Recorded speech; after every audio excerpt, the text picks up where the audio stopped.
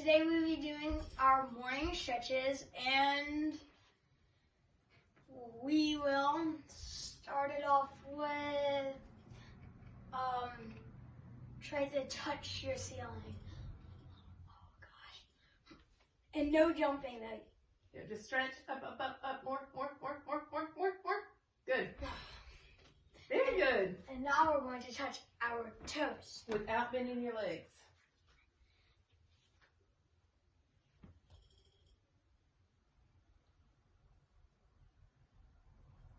Okay, now what?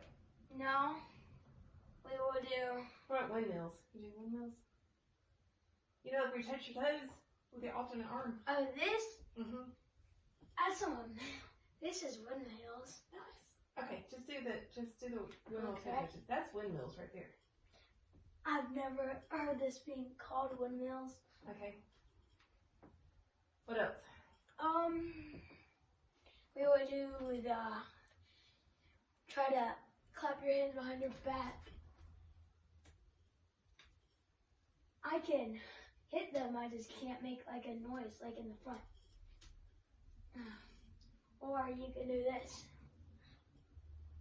And it stretches out like right here. Mm-hmm. You know, end it with like a shoulder. You're like rolling your shoulders? Yeah. Okay, so you go rolling forward, and then you can take a break and roll backward. And while you're doing that, you can also roll your neck. Okay. Very good. All right, so guys, I'm trying out a new tripod. So we're just gonna see if I can move us, and also let's see if this is gonna work. Oh, ta-da! Oh, it did work. Oh, it works, and I can also lean against the couch. yay for us. Okay, I'm gonna sit a little closer because I am gonna have to show you the pictures. So I'm gonna have to sit a little closer because I need to show you guys the pictures. Okay, so today, we're gonna be doing a dinosaur research project. So that's on your work plan for today. You're going to be researching a stegosaurus. So to go along with our dinosaur research project, we are going to read The Dinosaur Who Lived in My Backyard by B.J. Hennessy. Pictures by Susan Davis. There used to be a dinosaur who lived in my backyard. Sometimes I wish he still lived there. The little boy looking out his window. A dinosaur in his backyard by his swing set. The dinosaur who lived here hatched from an egg that was as big as a basketball.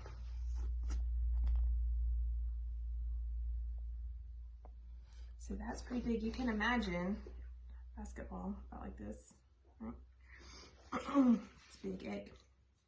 By the time he was 5, he was as big as our car. It's pretty big.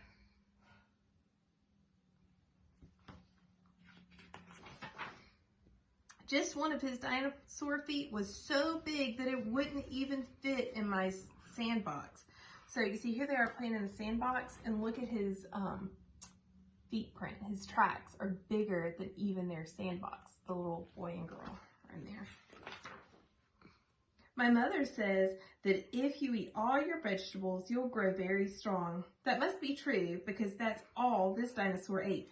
So if he ate only vegetables, Eli, he was a what? Herbivore. Herbivore. I bet he ate 100 pounds of vegetables every day. That's a whole lot of lima beans. Ew. Which, fun fact, that is the only vegetable that I do not like. I like every vegetable. I'm sure there's one thing that she's never heard of that she's not gonna like. Well, that I'm aware of, lima beans are the only thing. I don't like lima beans. This dinosaur was so heavy that he would have made my whole neighborhood shake like pudding if he jumped. He weighed as much as 20 pickup trucks. That's about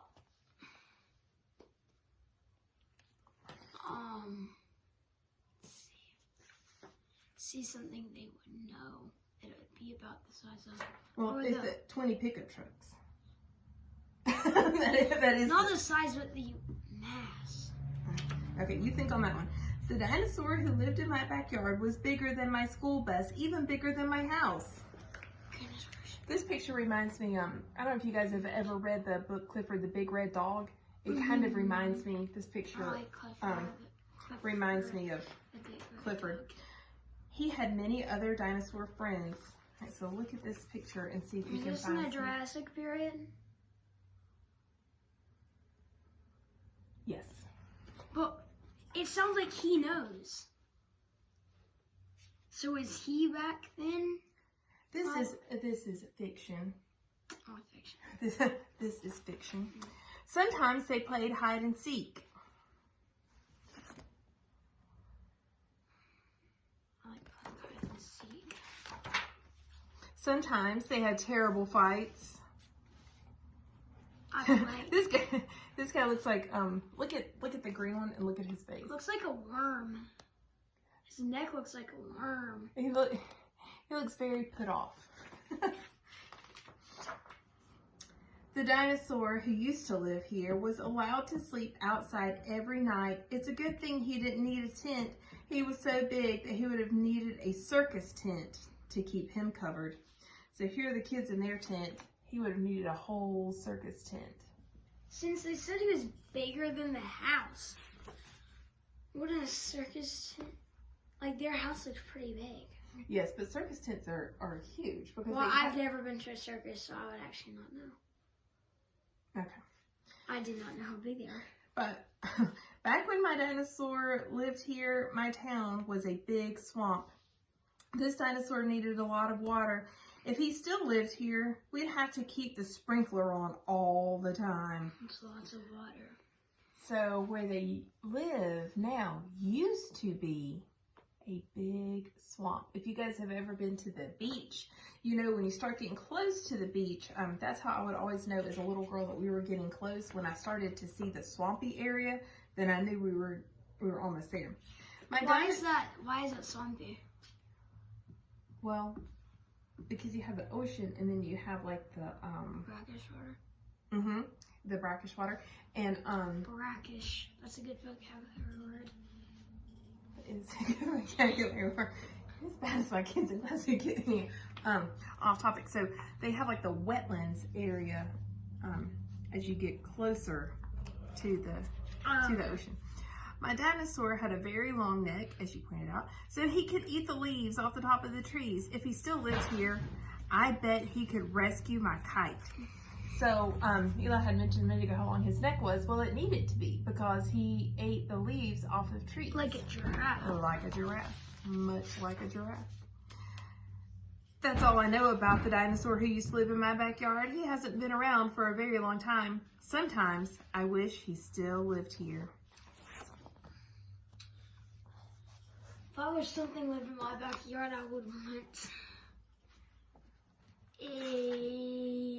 It would be, I thought it was last page. It would be pretty hard to keep a dinosaur happy, but my sister and I are saving our lima beans just in case. Now see, that's a good thing to do with your lima beans. Yeah, because Save them. We could do that because we don't like them. That's what I'm going to do with my lima beans. I will save them in case the dinosaur comes back because I don't care for them. Okay, so guys, what I want you to do today is you're going to do. I'm reading. You're going to do your dinosaur booklet. Okay, so I have included the answers to a couple of those questions when it says that you need a dinosaur fossil picture, when it asks you where the dinosaur fossils were found for the Stegosaurus. I have included that information. I've also included which dinosaurs preyed on the Stegosaurus and what the Stegosaurus ate. The last page of your booklet asks you to do some research. So for this last part, you will need to go online, or if you do have dinosaur books at home, you can use the books that you have as a resource, or you can Google it to answer some of the questions on the very last page. And if they're fiction, I would not trust the facts. Right. Yes. So you would need to use a reputable, factual. Non-fiction book. Right. Like a resource, a reference book. Okay?